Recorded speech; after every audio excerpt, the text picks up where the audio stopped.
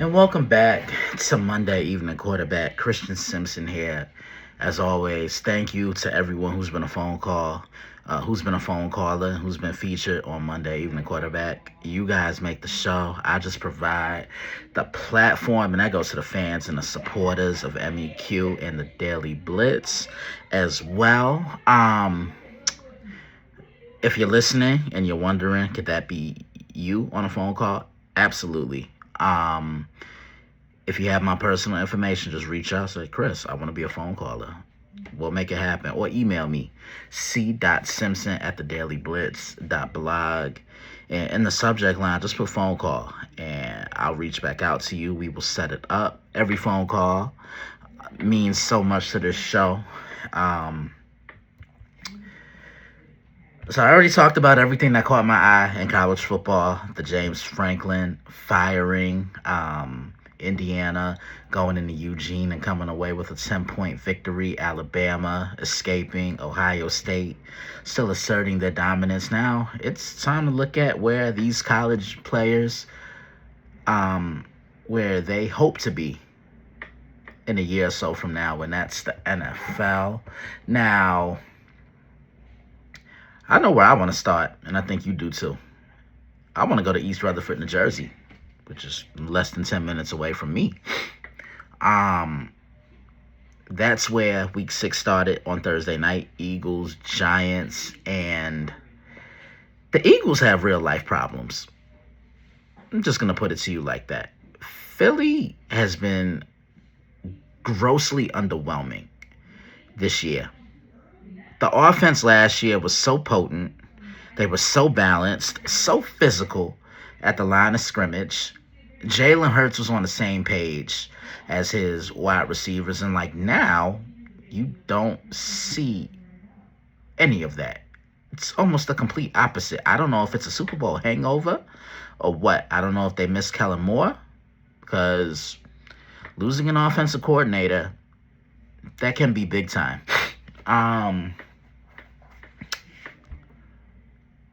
One, defenses are loading up the box. They're cramming up that box. They're sitting at the line of scrimmage. And they're shutting down Saquon Barkley. As expected. Because he has not been the guy that he was last year. And coming into this year, he was considered to be the best player in the league. Jalen Hurts, I don't want to say he's not doing enough, but he's also, I don't even want to say he's doing too much. But it seems like they're not opening the playbook, because let's just look back at it. The Eagles could have easily lost to Dallas. They should have lost to the Rams. The Rams just kind of gift wrapped them that game on a silver platter. They played a great first half of football against Tampa Bay and then almost lost that lead. And now, last week, against the Denver Broncos, it caught up to them.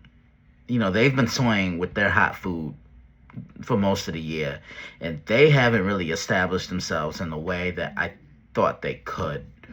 Jalen Carter didn't play on Thursday night against the Giants, and his presence makes such a difference for the Philadelphia Eagles. You saw it in that first game against Dallas when he spit at Dak Prescott. He gets ejected from the game before even starting. And then, he's been there, and he's such a difference maker. He's a man-child, as I like to call him, and, he allows everyone else to eat on that defense. They build that defense around him, and when he's not on the field, you attack left and right. Looking at the numbers here, Jalen Hurts was 24-33, 283 yards. He threw a touchdown pass, and he also threw an interception. Saquon Barkley, 12 carries, 58 yards. That's where I have a problem. What Derrick Henry is to the Ravens is what Saquon Barkley is to the Eagles. He has to touch the ball at least 20 times. And I don't think he's done that in any game this year. Hopefully they can get him jump-started. Yeah, he averaged close to 5 yards a carry, 4.8 if you want to be technical and round it up. But Dallas Goedert was your leading receiver, 9 receptions on 110 yards receiving and 1 touchdown. And the Giants, Jackson Dart, 17 to 25, 195 yards, 1 touchdown. Cam Scatterbo, 19 carries, 98 yards, and Wan'Dale Robinson was the leading receiver, 84 yards on 6 receptions. After what happened in New Orleans the previous week, like, the Giants came back and they played with really good energy. That I have to truly give them. Just imagine if Malik Neighbors were playing. This would be a pretty scary offense. They have a big 3 of young players in Jackson, Cam, and Malik. Wishing Malik a speedy recovery. Hope he can get back on the field soon. But the Giants dominated this game, 34-17. And, this is one of the Giants' biggest wins in quite some time. They're 2-4. We'll see what happens from here. Sticking with the NFC East, of course, would it be a Sunday in the NFL if the Dallas Cowboys didn't disappoint? Dak Prescott put this team in such great position to win this game. But it was his defense that let him down. Both quarterbacks on Dallas and Carolina didn't play bad. Dak was 25 of 34, 261 yards passing and 3 touchdowns. And Bryce Young, 17 of 25, 199 yards, 3 touchdowns, and he did throw, 1 interception. Rico Dowdle, he wanted to go off against his former team, and he did just that. Carried the ball 30 times for 183 yards. And then he was also Carolina's leading receiver on 56 yards on 4 receptions, 5 targets.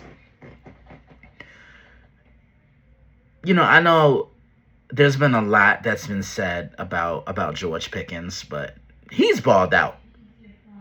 And he did that yesterday. 9 receptions, 168 yards. He's really inserted himself to be the number 1 receiver while CeeDee Lamb is out.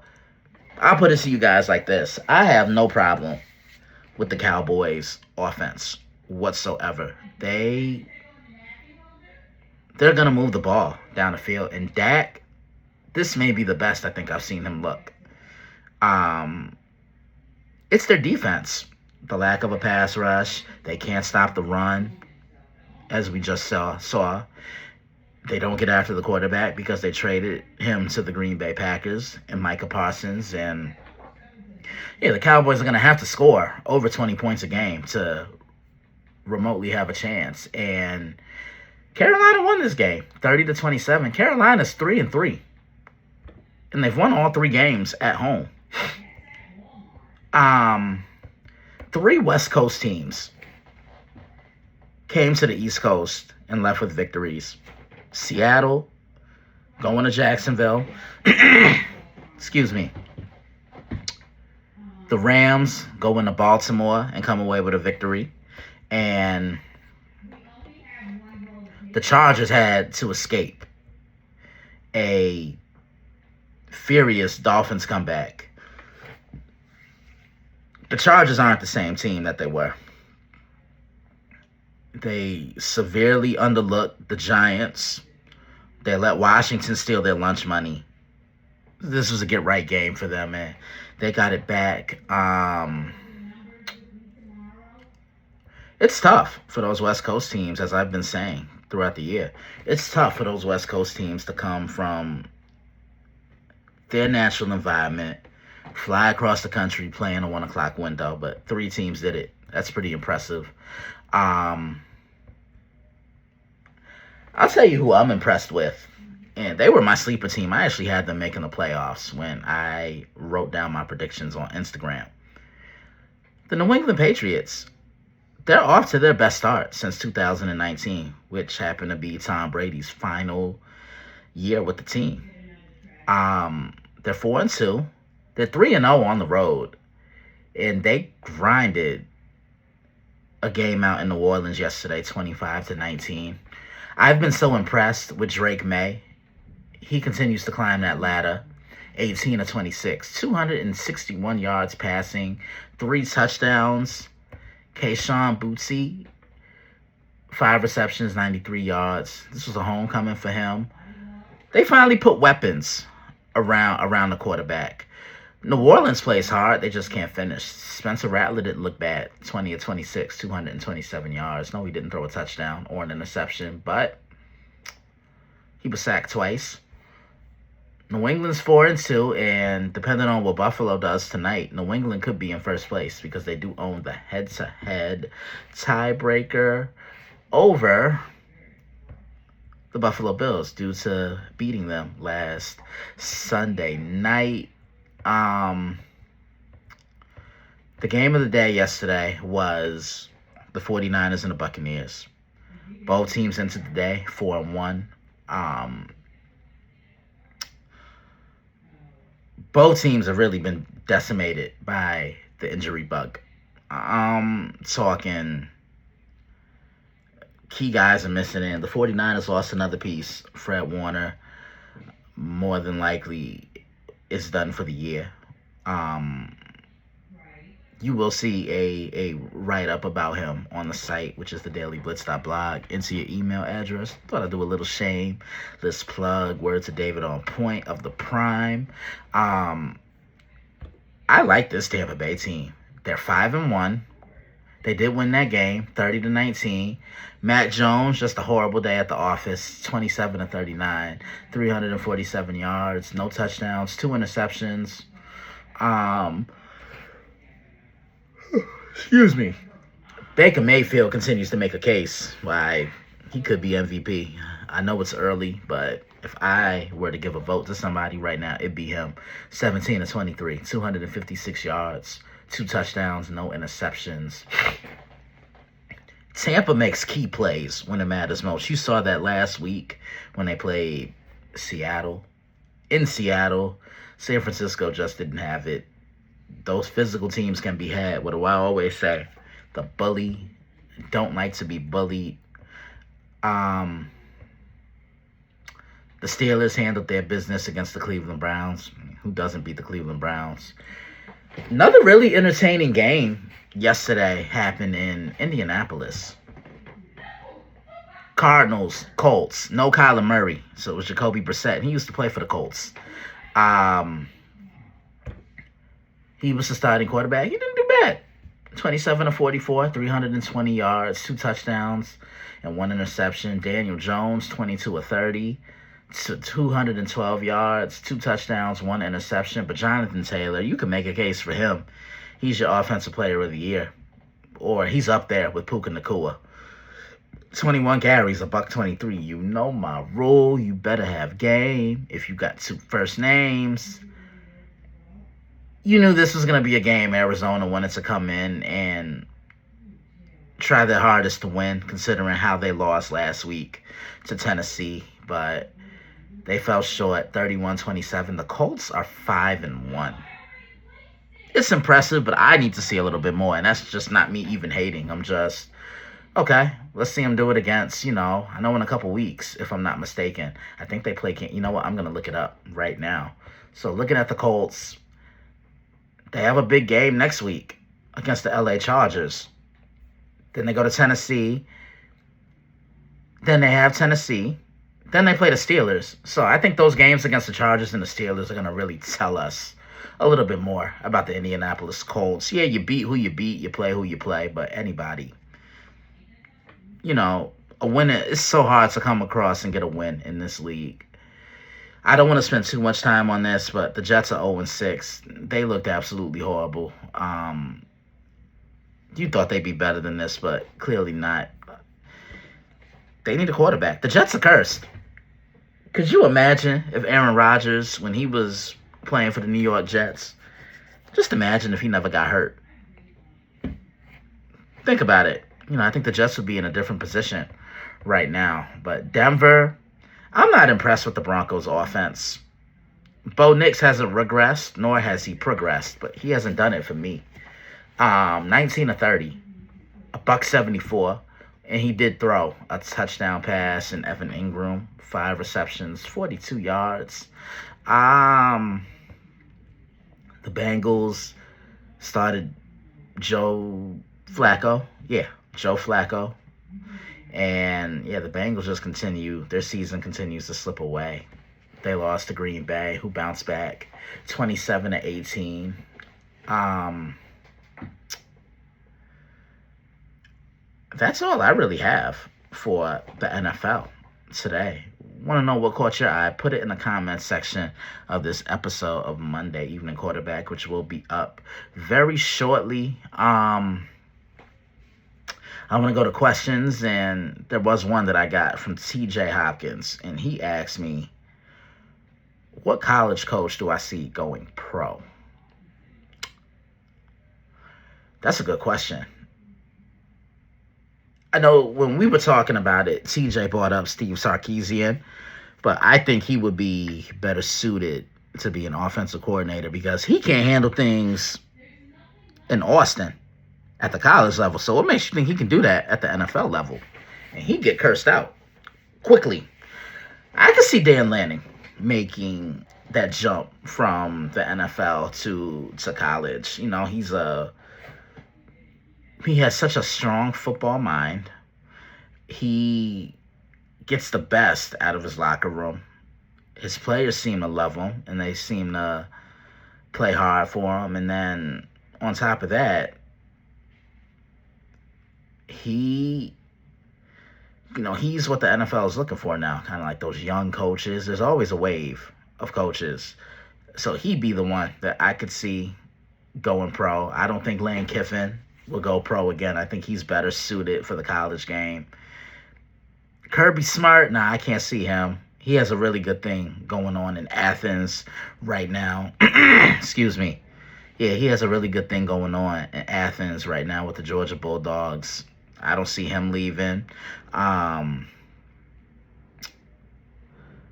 Mike Elko, nah. Brian Kelly, no. Yeah, Dan Lanning, I think, is the only one that I could see leaving the college game if the right opportunity would have come up in the NFL. That was a really good question. And with that being said, I'm going to end the show now. Guys, thank you so much for tuning in. I hope you enjoyed this episode just as much as I had fun recording this episode.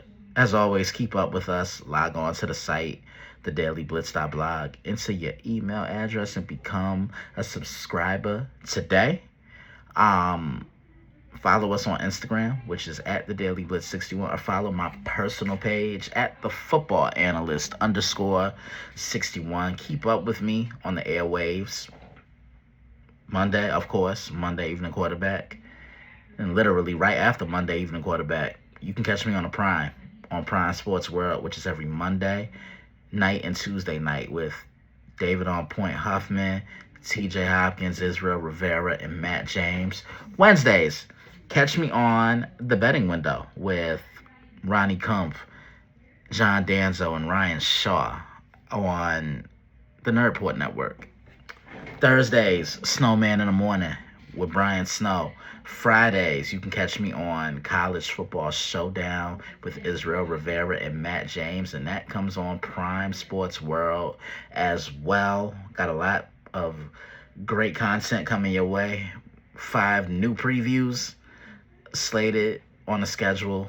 Can't wait to get to that. 2 Monday Night Football games tonight. I like Buffalo to beat Atlanta. I just don't know what version of Atlanta is going to show up, and I need to see the Bills bounce back. And the Bears and Commanders, I don't like what I'm seeing from the Bears defensively. I think the Commanders win that football game. I think it's going to be a little more high scoring than what it was last year when they met in 2024.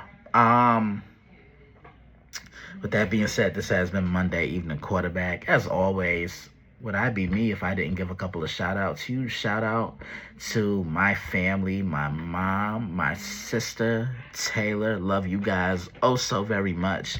My son, better known as my dog, Siebes, my dad. Thank you guys for all you do and all I know you're going to do and all you've done. I am not here without you guys. So, man, I love my family so much. My other siblings, Sean, Janice, Tanisha, Daphne, um, and my little adopted nephew, Aiden. Thank you guys for all you do. Some other people I'm close with, Jason Tyree, Robert Butler, Kimmel Fryer, Candace Carter, Mike Griffin, uh, Alex Bennett. I hope fatherhood is treating you well. Rob Carter, Velo, Corey Harris, Deshaun Elliott, Kevin Cooper, his wife Lynn, and their beautiful baby girl Evelyn, who we all refer to as Evie. Cole Johnson, better known as Coach. Our moderator D, who keeps us on our toes, sending us a blitz load of questions, and everyone I've contributed for in the past and everyone I'm currently contributing for. Thank you, and thank you so much. I'm off to go do the prime. Keep up with everything on the site, thedailyblitz.blog. I will see you guys next week for another episode of Monday Evening Quarterback, God willing. This is Christian Simpson signing out. Have a great rest of the night. Enjoy the doubleheader or the double dose of Monday Evening Quarterback, and catch me on the prime. Don't meet me there, beat me there. I will see you soon.